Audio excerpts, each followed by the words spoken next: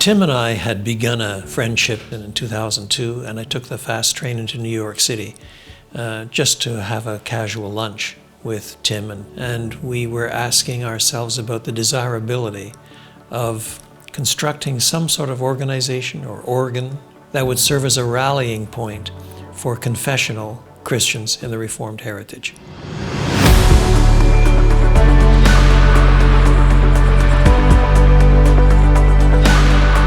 The Gospel Coalition is a group of mostly pastors who are deeply committed to the gospel as presented in the Bible.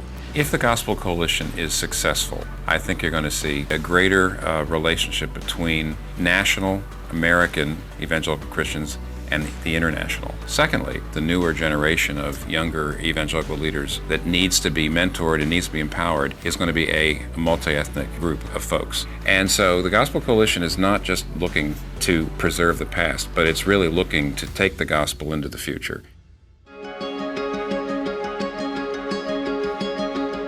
I first heard about TGC probably actually when it started.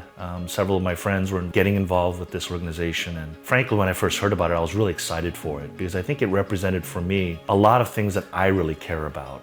Gospel centrality, the importance of Reformed theology, its missional heart, but I think for me most importantly of all that, a desire for like-minded Christians to work together for a common purpose, a common kingdom purpose. In God's providence, the Lord brought together these amazing leaders, pastors and scholars to work together for the sake of the gospel. And I've been so encouraged to see how it's grown. And now to be a part of it, when I joined the council about 5 years ago, just to be a part of this amazing organization and what it's trying to do, I've just been honored and thrilled to be a part of this organization. Julius, I think, is uniquely gifted for this new role. Anybody that knows Julius knows he's enthusiastic, he's outgoing, he's optimistic, and he's a visionary.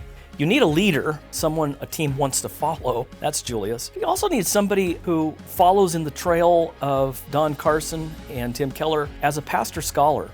And that's exactly what Julius Kim is. He trains pastors to preach Christ. He not only preaches Christ himself, and I've been with him all around the world watching him do that so beautifully. As a teacher of preacher, Julius has been for the last 20 years. And as he continues to labor in preparing men and women for Christ's service, I believe that this is an incredible convergence of timing. His gifts as a teacher, his gifts as a preacher, and his love for the church. I think it matters that he's a Korean American. He's a second generation Korean American.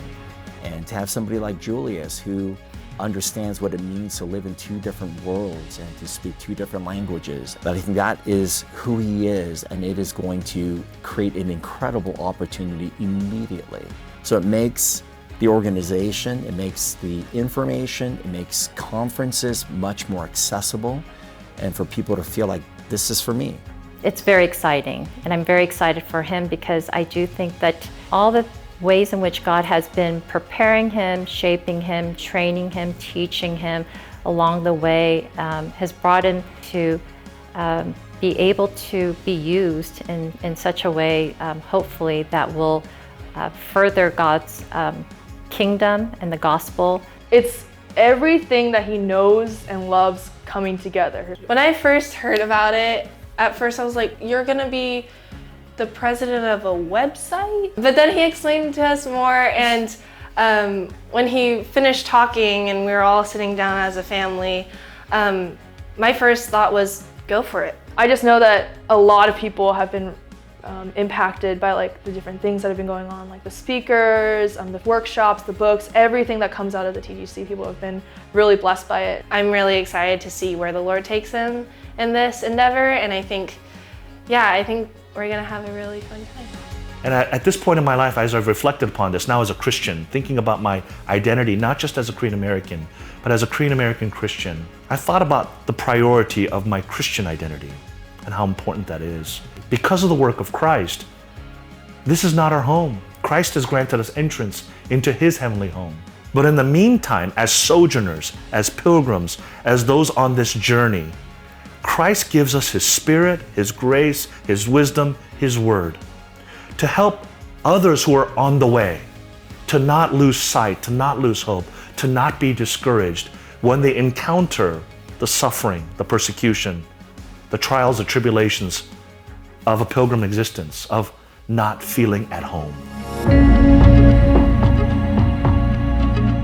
What advice would you give me as I take this mantle? What do I need to know? I think that there are certain values that a new president of the coalition needs to maintain. You need to remember that this is the gospel coalition. That's meant to be more than a label. We're driven by a deep, faithful, biblically structured understanding of what the gospel is.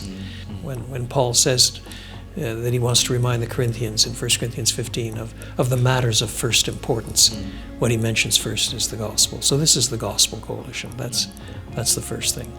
Second, you are dealing with a council and with a board of some surprisingly gifted people. Work with them. Learn from them. You don't know enough. Neither do I, nor does any other single person there. The strength is in the group together. It's wonderful. I think it's great. Basically, what you're saying, remember the gospel. That's the foundation, but also remember we're a coalition.